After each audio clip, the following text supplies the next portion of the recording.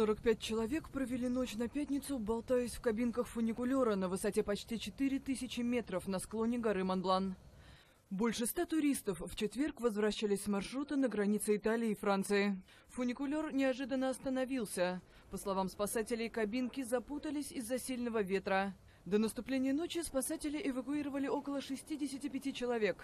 Большую часть из них забрали вертолеты. Но опустился сильный туман, и оставшиеся туристы вынуждены были добираться к подножью по канатной дороге. «Мы почти 10 часов провели в кабинке», — рассказал Кэти Кук из США. Фуникулер сломался в 2:30 где-то, а достали нас примерно к полуночи. Спасатели вынуждены были прервать операцию из-за плохой погоды.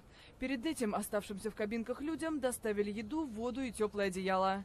Если утром тумана не будет, вертолеты смогут подняться в воздух и эвакуировать туристов.